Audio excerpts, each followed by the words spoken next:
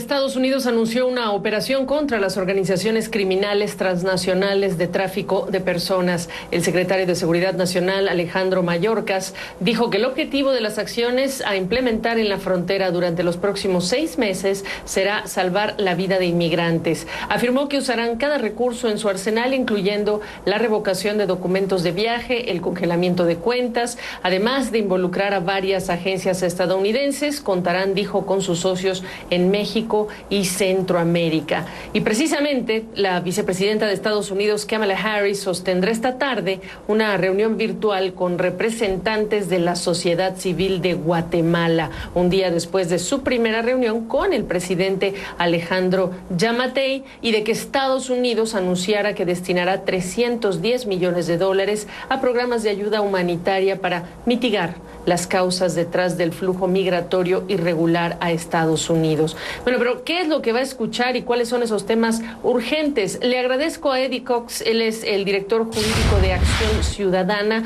que es el capítulo de Transparencia Internacional allá en Guatemala, que tiene más de 25 años de trabajo esta organización en ese país. Gracias, Eddie, por la oportunidad. Preguntarte directamente, ¿qué debe saber Kamala Harris de voz de estas organizaciones sobre la situación de Guatemala?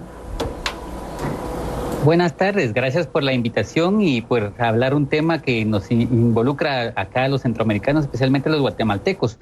Pues entrando en materia, yo creo que la vicepresidenta de los Estados Unidos debe conocer muy bien cuál es la situación que atravesamos en el país respecto a la cooptación que se vive. Digamos, estamos hablando de fenómenos de gran corrupción, que es una de las causas estructurales que influyen en que la gente pues no tenga acceso a servicios básicos, a que la gente pues mantenga un nivel de desigualdad y de pobreza muy amplio y que pues influye en la migración ilegal que se está viviendo, un fenómeno muy fuerte y que lastimosamente se da porque esa gran corrupción es promovida por élites político-económicas que lo que procuran son sus beneficios personales, excluyendo a la mayoría de la población en Guatemala. Entonces yo creo que tener conciencia sobre esos problemas estructurales es necesario para abordar esa problemática en nuestro país.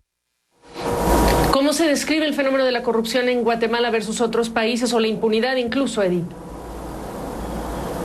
Bueno, si nosotros lo analizamos en la región y en el mundo, realmente en el índice de percepción de corrupción que publica Transparencia Internacional cada año, Guatemala aparece en una posición de 180 países en el 146, junto a Honduras, que tienen un puntaje similar de 26 puntos sobre 100, es decir, somos países que hemos reprobado básicamente en esta evaluación y que eso implica que en la región lo que se privilegia es la corrupción. Entonces la corrupción básicamente influye en la buena gobernanza, en que la gente pueda tener oportunidades.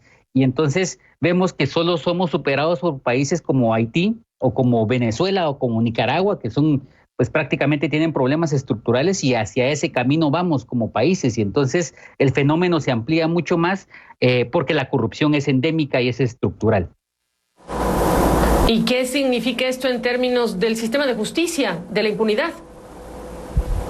Pues prácticamente vemos una impunidad que llega hasta el 97%, es decir, de casos de corrupción que se denuncian, el 97%, solamente el 3% tiene una solución en el sistema de justicia.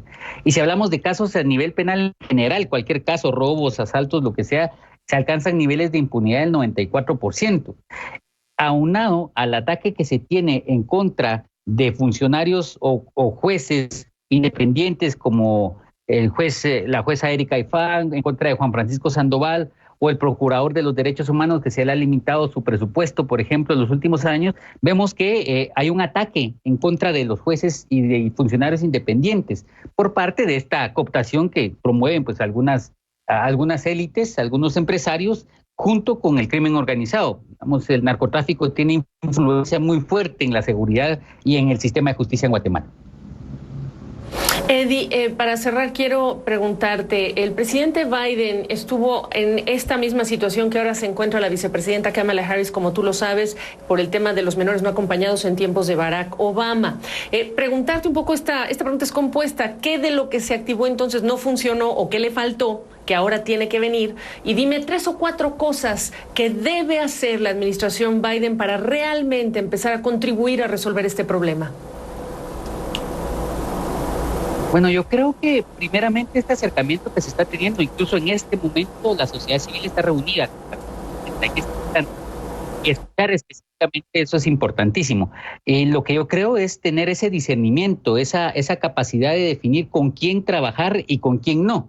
Digamos, un gobierno que tiende hacia ser mafioso, hacia privilegiar la corrupción, pues es un gobierno en el cual no van a obtenerse objetivos claros realmente de luchar contra la pobreza, la desigualdad, que son las causas estructurales de la migración y la corrupción también.